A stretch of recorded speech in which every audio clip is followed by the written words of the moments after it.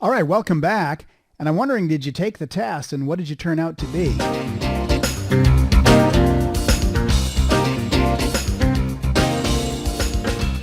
This is the fifth in our accelerated NLP training series. This is the fifth program. And just before we started or finished the fourth program, we asked you to take the representational system preference test to see if you were primarily visual or auditory or kinesthetic. Let's go through page 17 and 18 and see just exactly what that means. What does that mean? What in the world does that mean? Okay, so if you look at, let's look at number one on page 17. It says, I make important decisions based on, if you made important decisions based on gut level feelings, of course, that would be kinesthetic.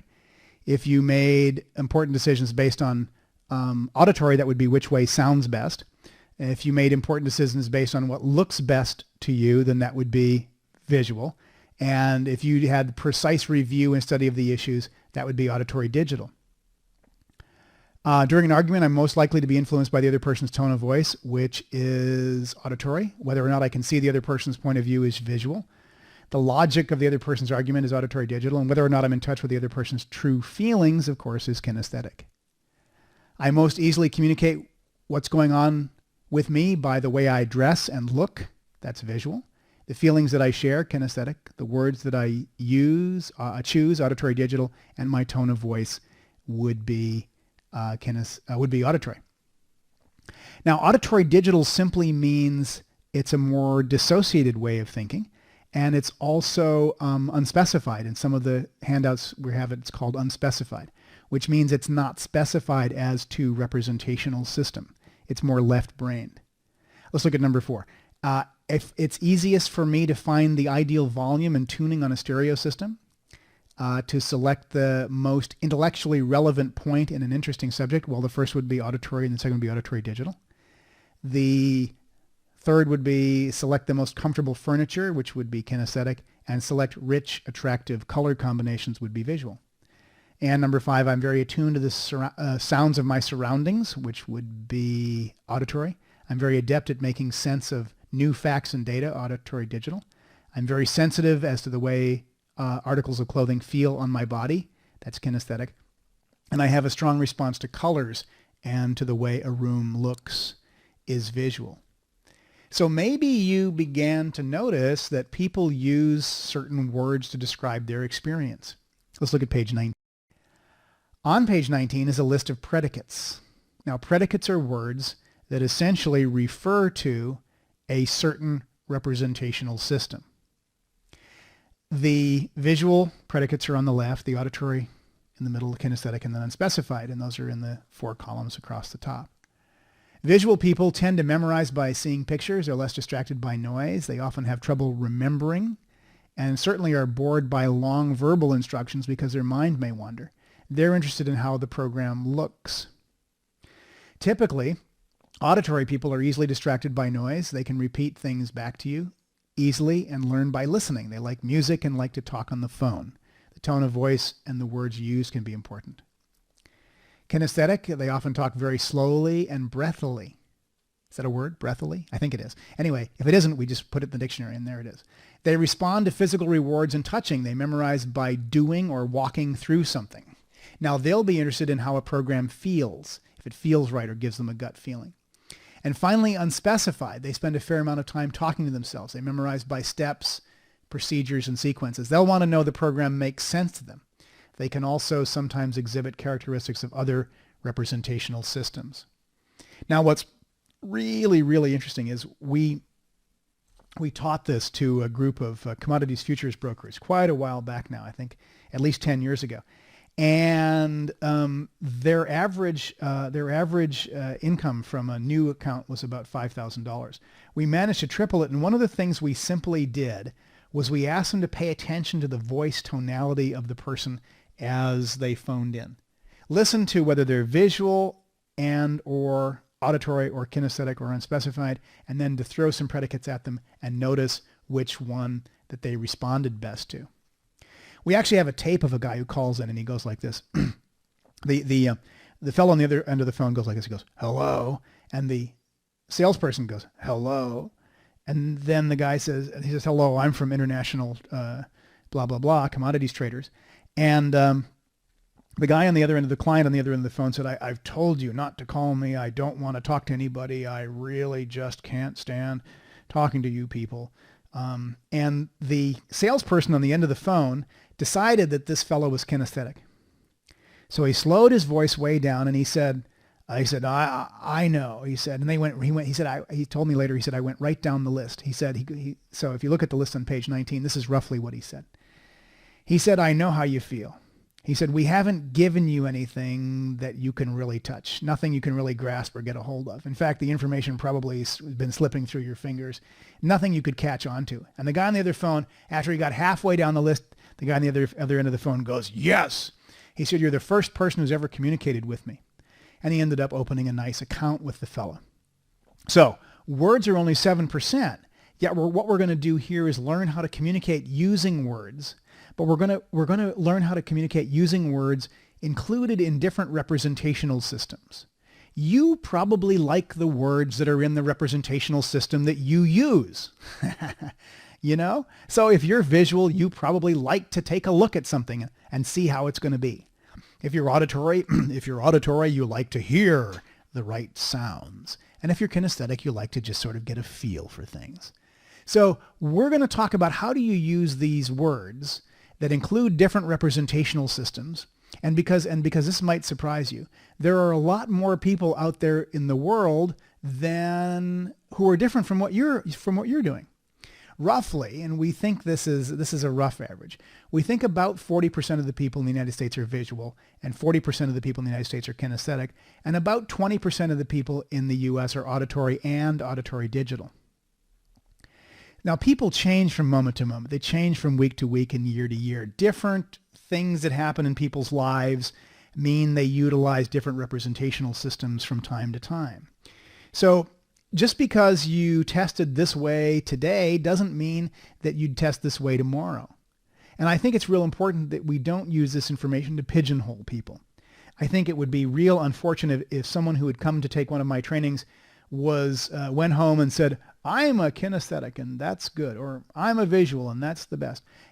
I think rather than saying that, I think the best way to look at it is I'm primarily using visual representations right now at this stage in my life. I think that's really important, but what's more important is the use of these words to begin to gain rapport. The very, very important things about beginning to move and begin to gain rapport. Now, the first thing we taught the folks at International Trading Group was to match voice tonality. The second thing we told them to do or taught them how to do was to match predicates. So within 5 minutes, they could know a person's representational system. And so, for example, here, think about this for just a minute. If you're calling me on the phone and I answer the phone like this, hello, what is that? It's probably more visual, right? Now, if I answer a phone like this, you pick up the phone, I go, hello, that's probably either auditory or kinesthetic. Now, if I answer the phone like this, hello, that's probably kinesthetic, right? So auditory, if I'm answering the phone auditory, I go, hello, and you'll hear the mellifluousness of the voice, the resonance of the voice. That would be more auditory. Listening to each of those kinds of the way the phone is answered, you can begin to pick up on exactly whether the person is visual or auditory or kinesthetic, or perhaps not, in which case you might say, well, maybe they're auditory digital. Now, typically what we figured out was that people who had quickly grouped words with lots of interruptions of or ah probably were visual or auditory. This is on the speech patterns now on the bottom of page 19. And they would have, the people who are kinesthetic or unspecified might have deliberate phrasing and or long, complicated sentences.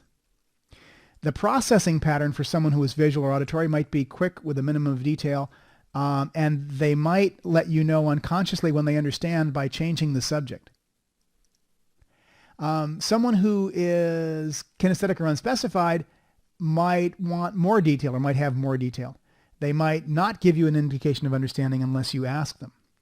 Now, being aware of the way the person is speaking while you're talking to them, you can begin to test and send and use predicates to talk to them.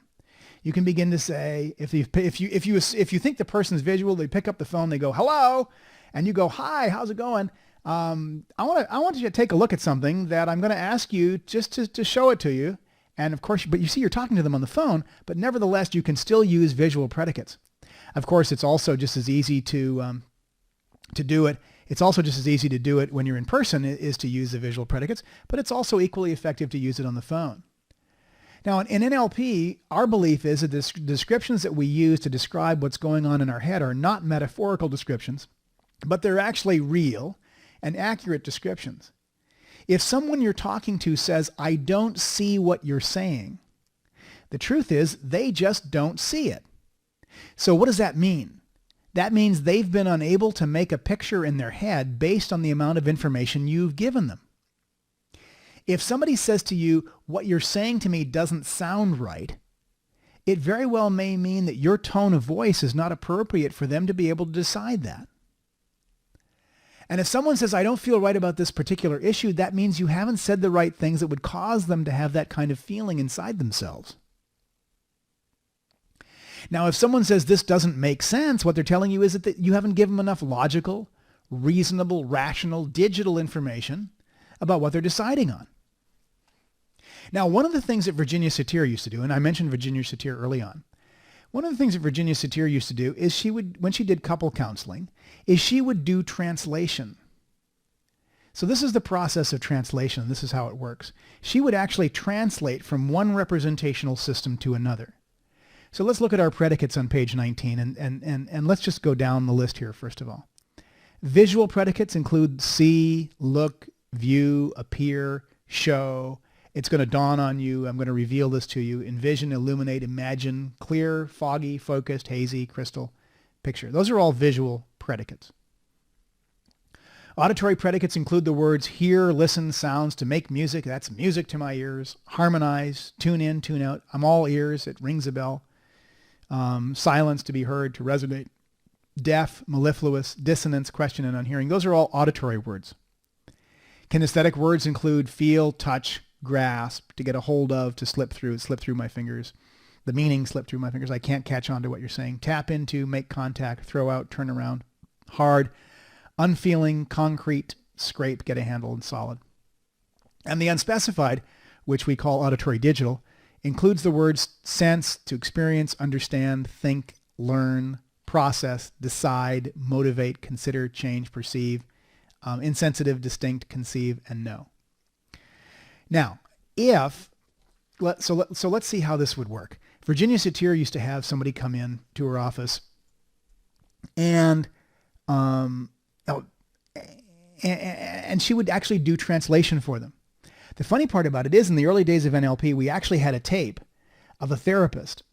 And this is so funny. This is not Virginia, but someone else. This is where we got the idea from originally, in fact. And we have a tape of a therapist, and the client would come in and say, I just don't see how I can relate to my current job. And the therapist would say, well, how does that feel? And the client would say, feel? I'm not sure if you understand what I'm saying. I'm not sure if you can, what do you mean feel? Can you see what I'm saying? He said, I want you to see that I can't relate to my present job. I just don't see how I can get along with my boss. And the therapist says, well, how does that feel? Now, the interesting thing is that the therapist is mismatching the client's representational system.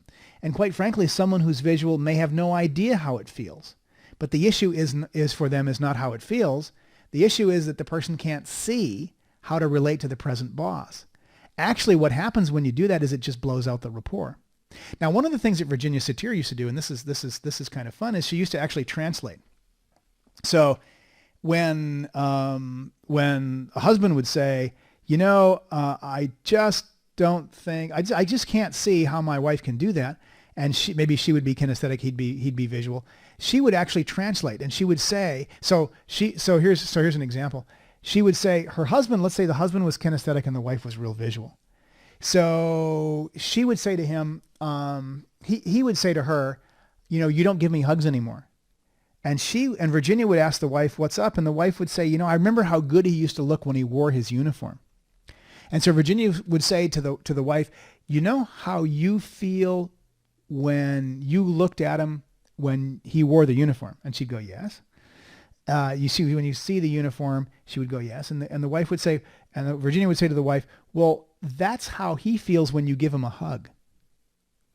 So she would actually do translation, where she would translate across representational systems from one representational system to the other representational system. So translation is a very valuable process. And one of the things we've done in exercises is to have somebody start a story in visual and someone continue the story using auditory predicates and continue the story using kinesthetic and then auditory digital. You are probably better at one set of representations than another. You probably are best at some, and you're probably best at the one you tested most highly on, and you're probably least good at the one you tested the lowest on. As an NLP practitioner, it probably would be a good idea if you learned how to use all of the different representational systems. And so I think you should practice them. I think as you think of the predicates that you're using, I think probably you ought to practice them and pay attention to the words that come out of your mouth. Listen to the people around you as they unconsciously talk. And they're going to use these predicates to describe their internal world. If you hear someone using predicates to describe their internal world, you can match those.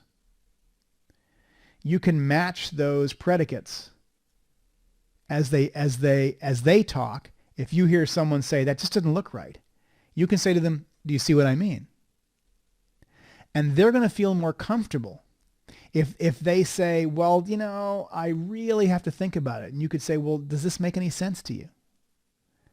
So as you pay attention to the words you hear, you can begin to use the predicates. Let's look at the bottom of page 19 and finish up. The decision thrust was actually, how would you use this to begin to move a person toward a decision? And for visual or auditory, generally, it was abstract to global, which we'll talk about later, and perhaps a speculator or a gambler. It went fundamental to specific, and for kinesthetic and unspecified, and this would be an investor or a speculator. And then we would close on the issue of being ready to take advantage of an opportunity for visual and auditory, or kinesthetic and unspecified, let's study the markets and plan some strategies. The tone of voice for the close for an auditory or visual would be slightly fast and excited. For kinesthetic and unspecified would be thoughtful, considerate, and just above monotone. Now, page 20 is also a list of predicate phrases, predicate phrases. So a visual person might use beyond a shadow of a doubt, or a horse of a different color, or in view of, or make a scene, or in the mind's eye. An auditory person might use give me your ear, or hidden message, hold your tongue, pay attention to. A kinesthetic person might use all washed up, or get a handle on this, or hang in there. So here are some additional phrases you can also use when matching or mirroring someone's predicates. Now, remembering that a visual person is going to make a decision based on whether this decision looks right, then the best way to approach a visual person in making a decision is to say to the person, if I can show you an attractive way in which you could, and then give them a potential benefit or their values, that you'd want to at least look at it, wouldn't you? If this looks good, we'll go ahead and focus in on getting the paperwork done. To an auditory person, we'd say, if I could tell you a way in which you could, and then a potential benefit or their values, you'd at least want to hear about it, wouldn't you? And if this sounds good to you, we'll go ahead and discuss how to set up an account. And then to a kinesthetic person, we'd say, if I could help you get a hold of a concrete way in which you could, and then potential benefit or their values, you at least would want to get a feel for it, wouldn't you? And if this feels good to you, we can go ahead and set up the account by handling the paperwork. And then finally, to an unspecified person, and this isn't written down in your notes, to an unspecified or auditory digital person, we could say, if I can show you something, or if I can give you something that makes sense, that is something that we both think will work, that is something that you'd like to proceed with, wouldn't you? So an auditory digital person, we can begin to talk to them in unspecified, and each person's going to make decisions differently. Each one of these people is going to make a decision in their own way. So using predicate phrases is going to make a real difference. Using predicate phrases is going to make a real difference. Now, if we begin to use these, what will happen is we'll actually increase our chances for rapport. We'll increase the chances for rapport, and we'll increase the ability that we've got to produce the kind of results. So predicate phrases, we're going to throw these in the pot. We're going to sort of stir these into the pot of rapport. We're going to just take a moment and stir those into the pot of rapport and begin to utilize them. Let's look at page 21.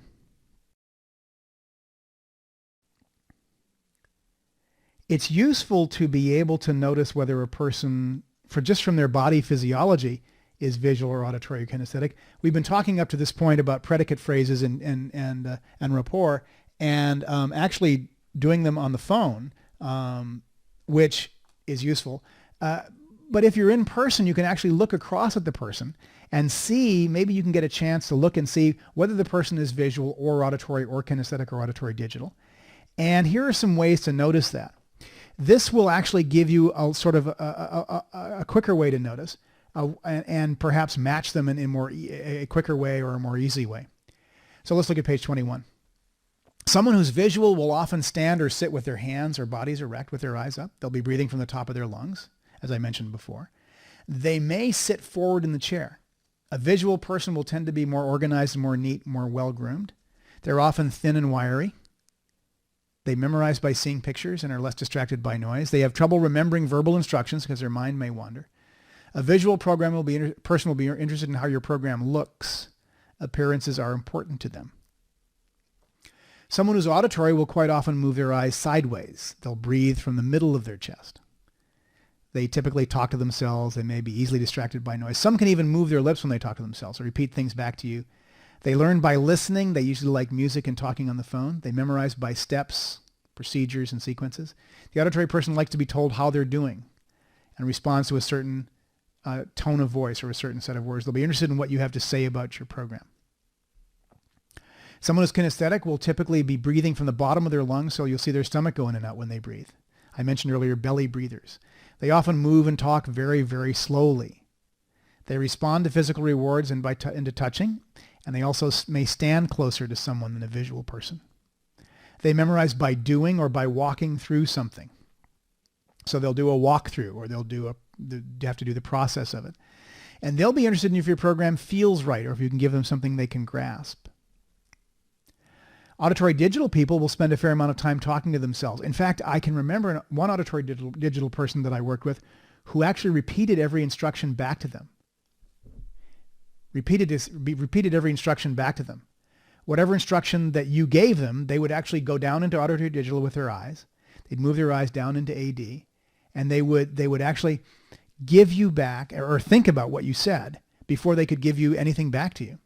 So this person may spend a fair amount of time talking to themselves, and they'll want to know if your program makes sense. The auditory digital person can also exhibit characteristics of some of the other major representational systems. Okay. So with that in mind, I want to chat just for a moment about your own intonation patterns before we move on to eye patterns, because I think this is important for us to look at. Let's look at page 22.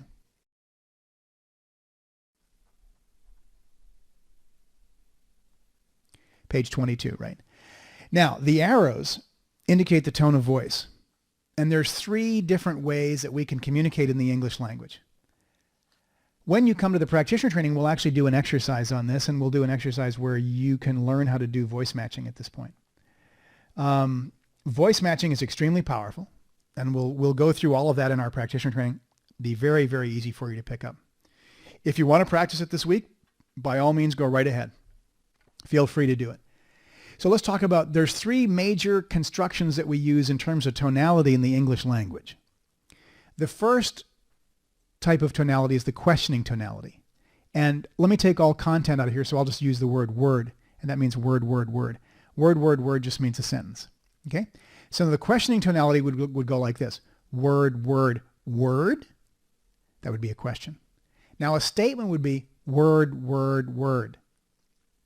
Word, word, word. That would be a statement. A command tonality would be more like this. Word, word, word. Word, word, word. So you move your voice down, it becomes lower and a little bit louder. Now, the most powerful form of syntax in the English language is a questioning syntax and a command tonality. So here's one of the things we mentioned. This is one of the things we did with all of our salespeople is we listened very carefully to the tone of voice that they use. Listen very carefully to the tone of voice that they use when they're asking for an order. So the tone of voice might be, can you send me a check? Now notice if I say it that way, I sound like I'm uncertain about what I'm saying. Can you send me a check? It sounds almost like I don't know what I'm asking for. It almost sounds like myself that I'm uncertain. I'm uncertain about what I want. So if I used it this way, like what if I said to you, can you send me a check?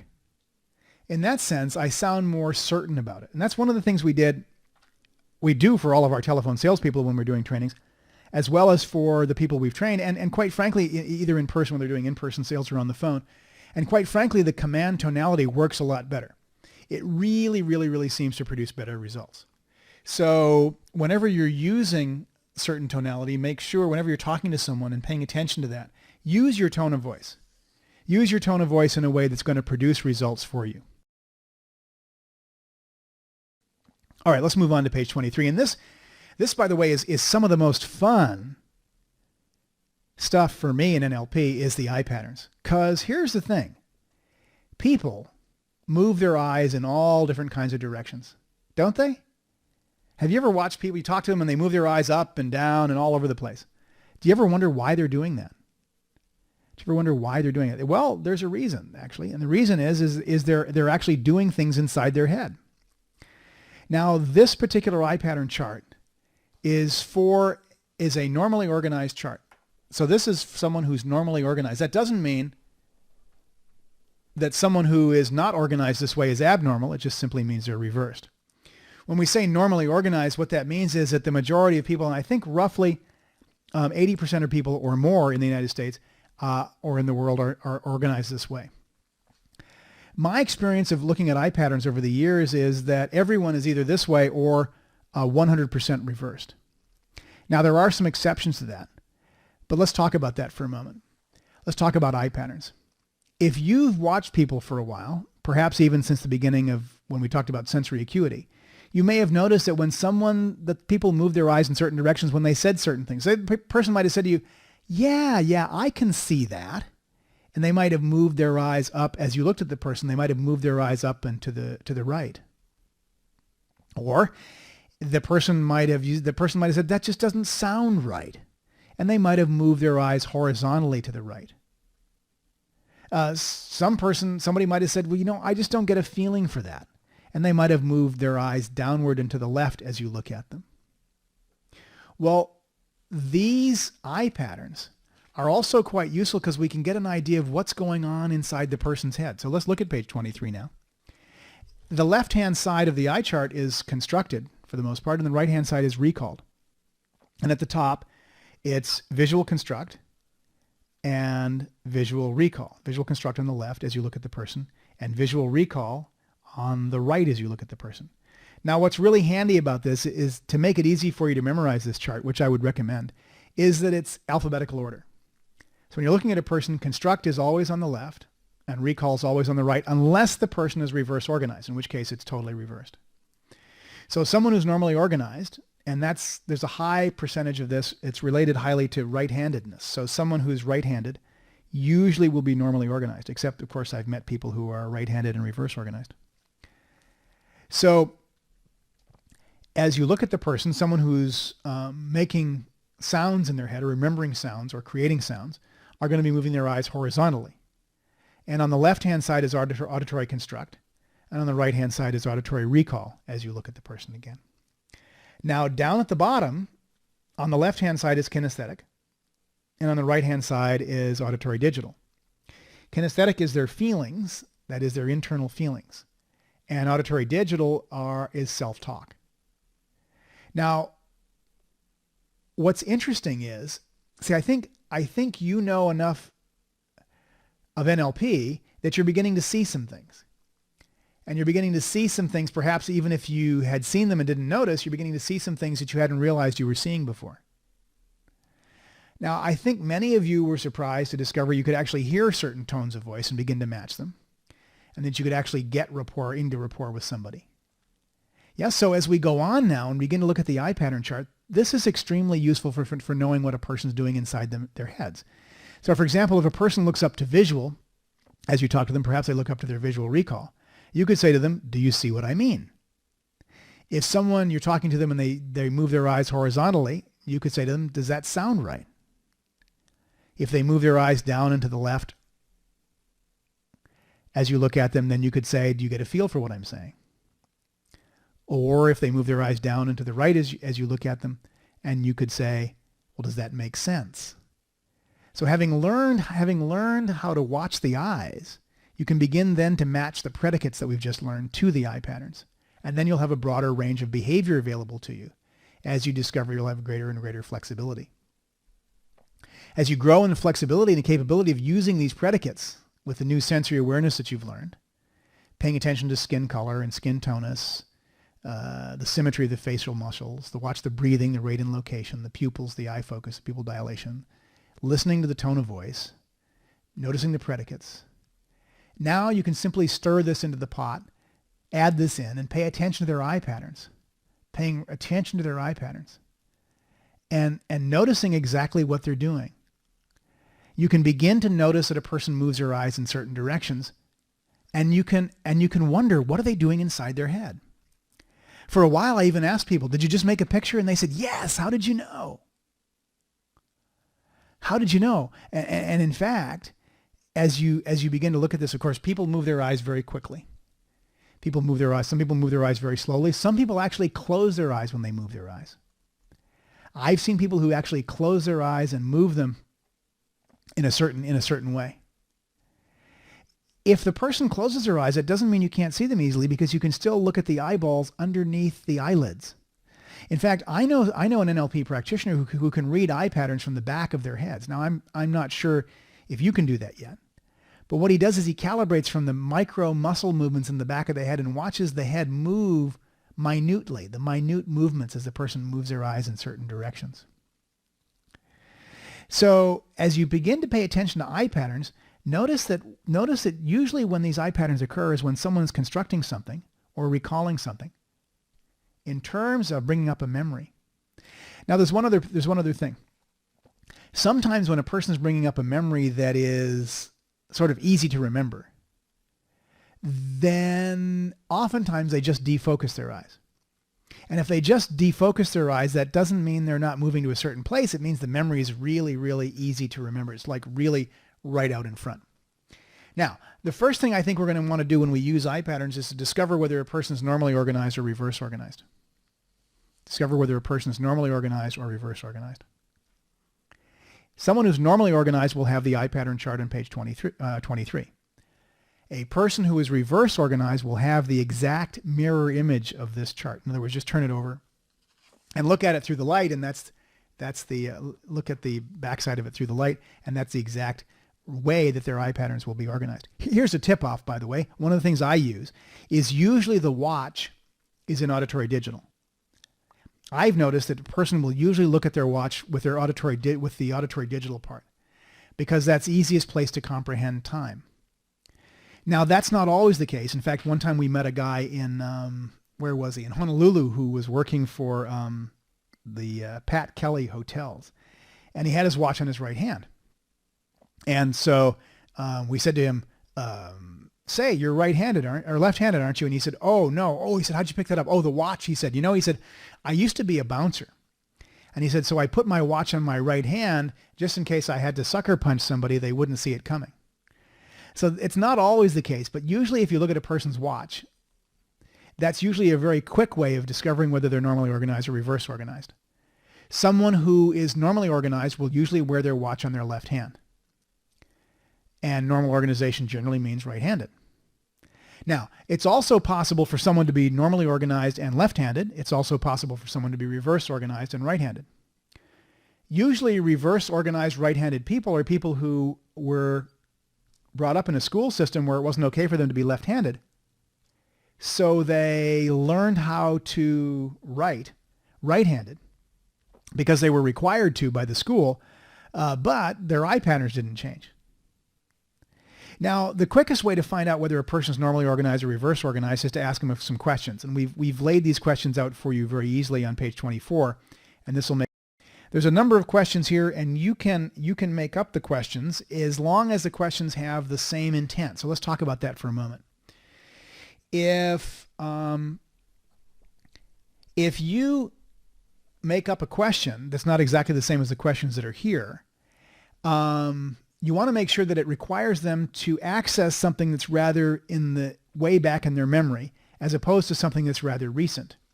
If you get something that's way, way back in their memory, it's going to be a lot tougher for them to remember it, so they're going to have to probably move their eyes in a certain direction. If you say to a person, what color is your room right now, and they don't have to move their eyes up into visual recall because it's so easy for them to remember, then you're not going to get a real good idea whether they're normally organized or reversed organized.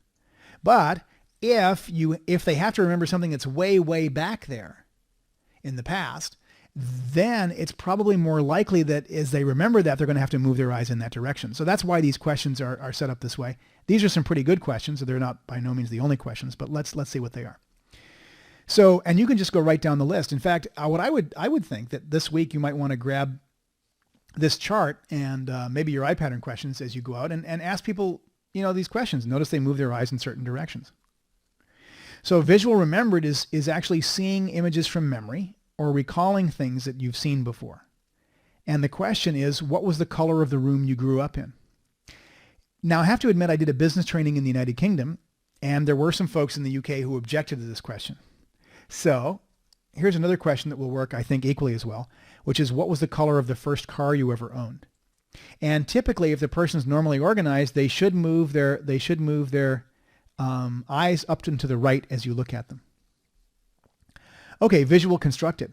And these are images of things that people have never seen before. They're making it up in their head, for example. And if that's the case, they're using visual construct. So the question is, what would your room, or if you used car, what would your car look like if it were blue? Now, if the car was blue, obviously you'd pick a different color, right? So, and I oftentimes like to use a bright pink or some off-the-wall color so that they really do have to construct it. Okay, next is auditory remember, and that's where you remember sounds or voices that you've heard before or things that you've said to yourself before. One of the things I like to say is, growing up, did you have a favorite pet? What was the sound of your pet's voice? Or, what was the last thing I said? Or, can you remember the sound of your mother's voice? The problem with the last thing I said, although it's useful, they may simply defocus their eyes again. If they're normally organized, they should move their eyes horizontally and to the right. Auditory construct, that's making up sounds you've not heard before. What would I sound like if I had Donald Duck's voice? And that's auditory construct. If they're normally organized, they should move their eyes horizontally to the left. Then auditory digital, this is where your eyes go when you're talking to yourself. That's internal dialogue.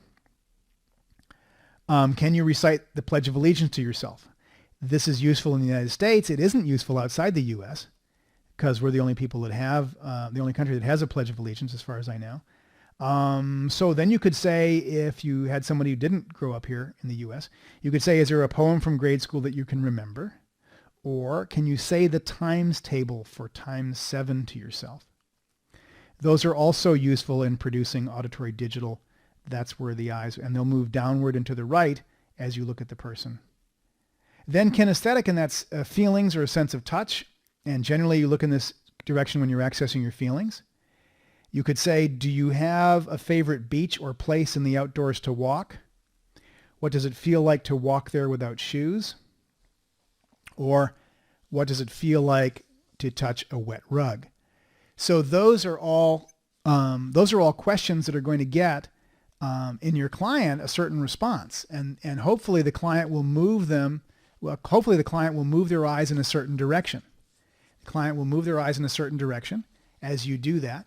And I think probably one of the best things to do is in the next few days is to take both of these pages, 23 and 24, out and ask your friends some questions. Ask your friends some of these questions and notice what direction they move their eyes. Now, here's something that's really important. Some people move their eyes very, very, very quickly. So if you ask them a question like, whatever the question is, blah, blah, blah, like what was the color of the room you grew up in? And you're looking down at the paper when you read that question. They could have moved their eyes so quickly, bang. They could have moved their eyes so quickly that by the time you look up, they haven't moved their eyes again. They moved them back and they're already back to looking at you again. So these questions should be asked while you have your eyes on the client. So if you're gonna go out and practice this week, hold the paper in your hand, look at the question, like read the question yourself, like what was the color of the first car you ever owned? Then look up at the person and say, what was the color of the first car you ever owned? That way they will go back and have to remember it, but you'll be looking at them and you'll actually be able to see the shift in their eye patterns as you do this. Sometimes people can access them so quickly that you won't notice, so you got to keep your eyes on them. And some people do it with micro muscle movements so that their eyes don't move that much. So you may be able to notice the micro muscle movements at this point. I think certainly you probably have enough sensory acuity by now that you could. If you've been doing the other sensory acuity exercises, you'll be able to pick up those micro muscle movements very easily. Oh, yeah. One more thing. I once worked with a client in Hawaii who had a don't look to talk rule.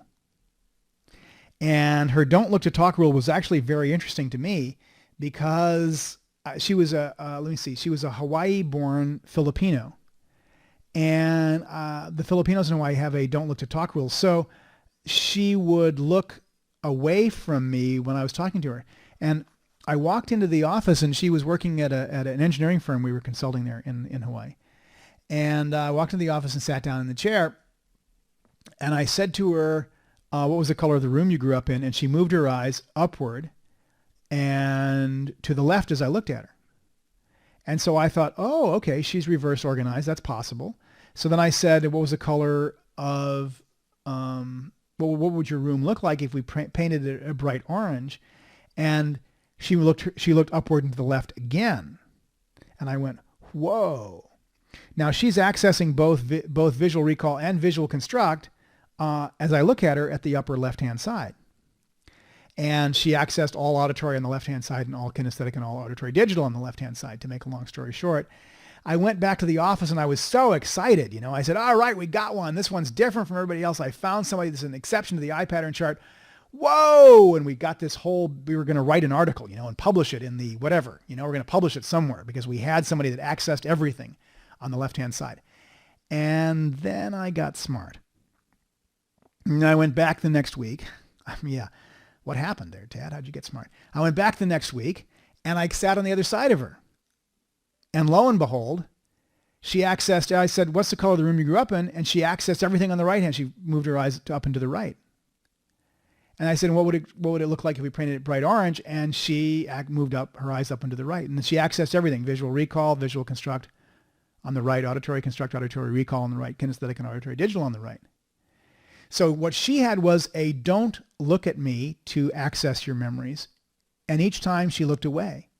And she was good enough where she could actually look away from you and pick up everything that she needed to pick up simply by looking in the other direction, which I thought was quite interesting. So when you access eye patterns, I think you probably ought to sit directly across from the person. Now, there are some exceptions to sitting directly across from the person that we use in NLP, but my preference would be that when you're doing this exercise, my preference would be that you're sitting directly across from the person and asking them the questions. Now, you may notice that your partner defocuses his or her eyes to access something.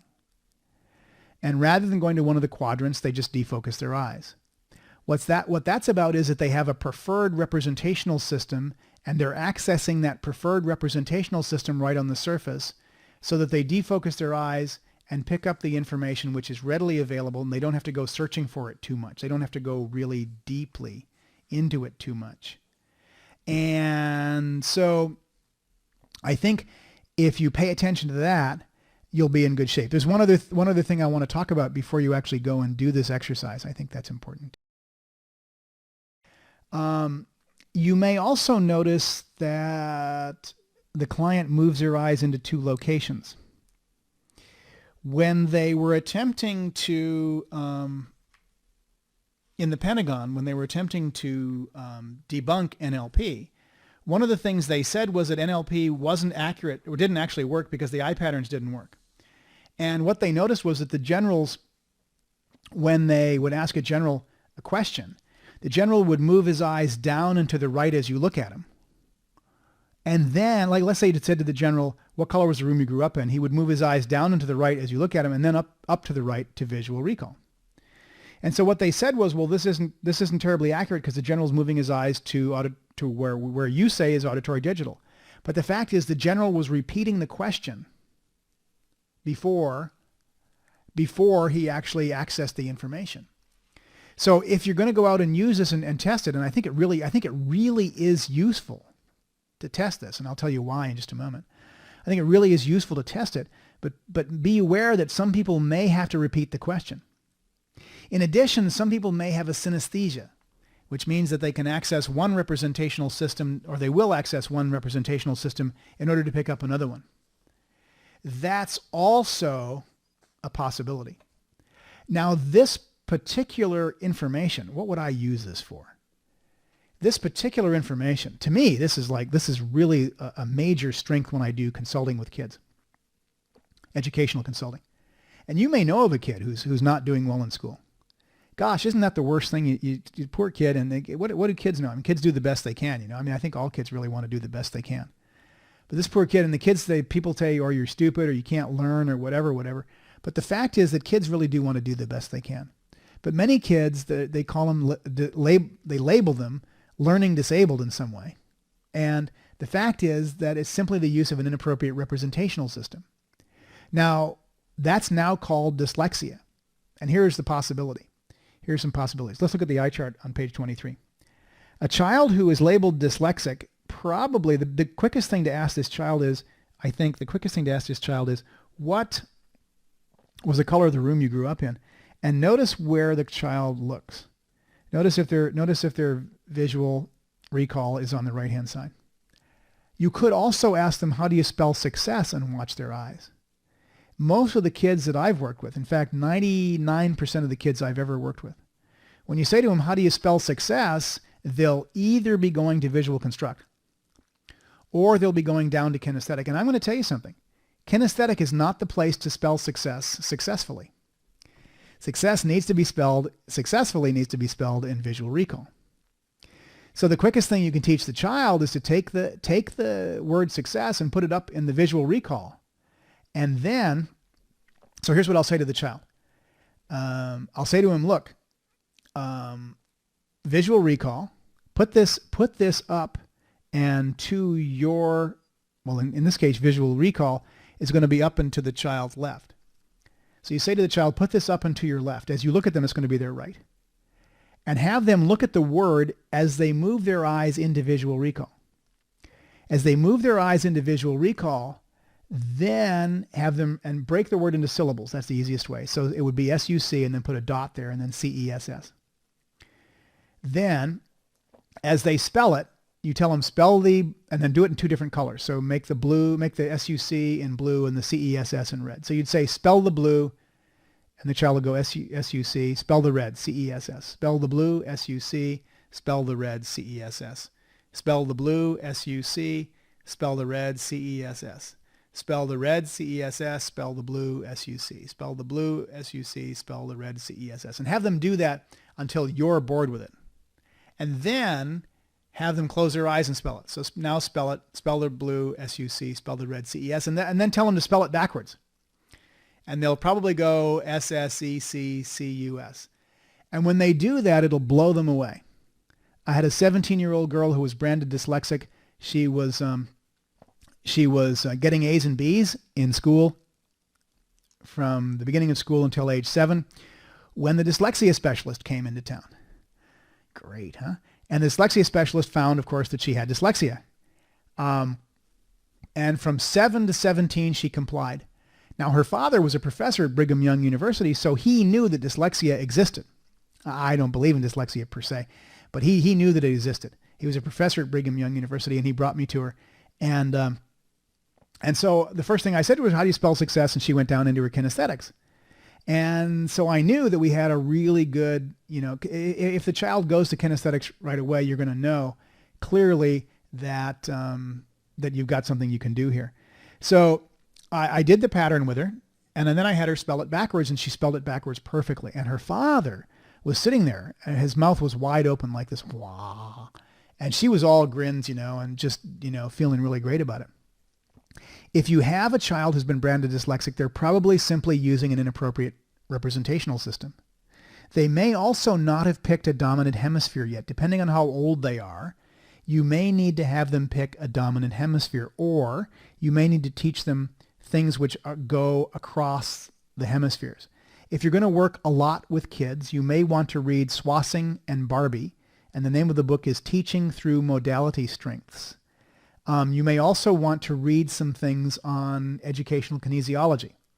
Among other things, there are things which cause the person to cross-crawl or to use both hemispheres. Cross-crawling can be quite useful in terms of getting the child to pick a dominant hemisphere, or at least to synchronize both hemispheres. Usually the kids who are branded dyslexic are simply using an inappropriate representational system, or are trying to remember stuff in visual construct. So it's really important, I think, these eye patterns are so useful to be able to work with a child and assist them in moving beyond that. And they're also useful in business. If a person continually accesses a construct when he should be going to recall, you may have a person who is not giving you the full story or not giving you the full amount of information. If a person is gone to auditory recall and then back to auditory construct, you may not be getting the exact story. So that's a very useful way to use that in business. And when you come to the practitioner training, we'll talk a little bit more about other uses in business. One of the things that I've done is I've used this very, very successfully in negotiation. Let me tell you a story. I was at one point hired by a group of North American natives from southwestern Alaska to assist them in getting a $7 million loan. And I got a call from the head of the business who said, the Bureau of Indian Affairs, the BIA, has just told us that they're not going to look at our loan application for 6 months to a year from now. We can't survive for 6 months from here. We need a loan now because we're in the process of building this great resort up in Alaska. So the four of us hopped on a plane. I was in Hawaii and the three guys from Alaska, and we flew down to Washington. And we got into the BIA and the Department of the Interior, and the first guy we met with, we started to talk to him. And we used rapport in groups. Now, I think if I were going to do negotiation, and I do a fair amount of negotiation, I think whenever I do negotiation, I would like to have at least an equivalent number of people on my team as they have on their team. And not for a show of force and not for a show of power, but for people to be able to match and mirror specifically other people, match and mirror them so that they would be able to use this to bring the whole group into rapport,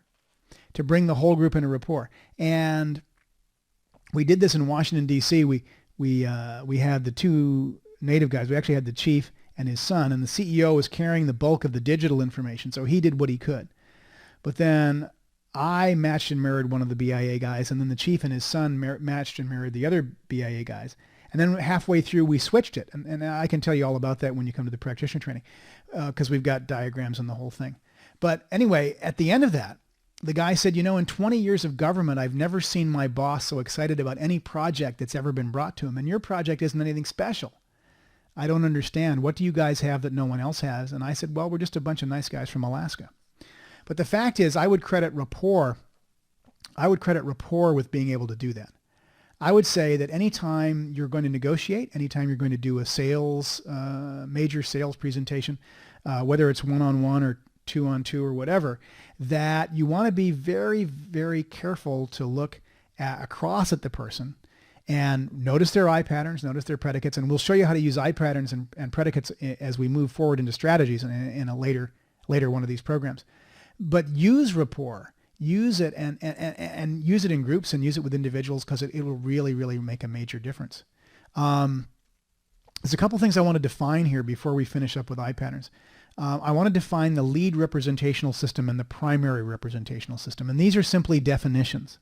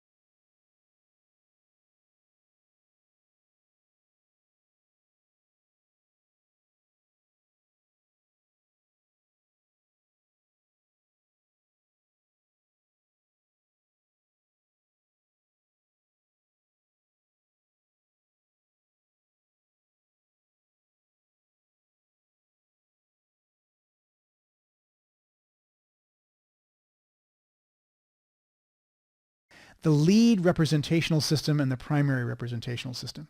Okay, so the lead representational system relates to eye patterns. It's how does the client lead, or where do they go to access most of their information? It's how they access their world internally.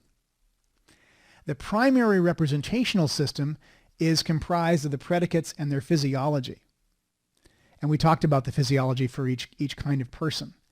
So the predicates and physiology are how they represent the internal world to the outside world. How they represent the internal world to the outside world. And so lead representational system is their eye patterns, primary rep system is their predicates and their physiology. I think you should write that down somewhere because it's on the test. Or you might want to write it right on the test. That's something that's just definitions, but I think it's important to remember. So have fun with rapport. Go out and get into rapport with people. I think people ought to be able, I think actually more people ought to be able to get into rapport with each other, but I think you should practice it. I think you should practice it until it's something you know that you can do second nature. Automatically walk into a client or walk in and meet with someone, sit down, match and mirror them and go into rapport. Match their predicates, their physiology, their voice, match their posture, their breathing, their blinking. Match all of this. Totally match it. And who knows, you might need it one day. You might need it one day. Remember, if you get any resistance, it's a sign of lack of rapport. It's simply inadequate rapport, in which case you simply go back and match and mirror the person more. You can also match and mirror their model of the world. You can match their key phrases. You can match their predicates. Totally match and mirror. And remember, if you already have rapport with the unconscious mind, you don't need any more of this, but you certainly can get rapport with a client's unconscious mind when you need it. And you may need it one day. You might be where I was in a hotel in Anchorage. It was a really awful hotel. And I am so glad I had rapport that day because it really, really made a difference. I promise you, if you use it carefully, it's something it'll totally repay your use and no one will notice because it'll be totally unobtrusive. So for the rest of this training, I'm going to suggest that whenever you're working with someone else, that you do match and mirror them. So we want you to practice this enough so that when you're done, you'll at least be able to be at choice about it. This is the end of program number 5. Thanks for listening. Come and join us for number 6, which follows.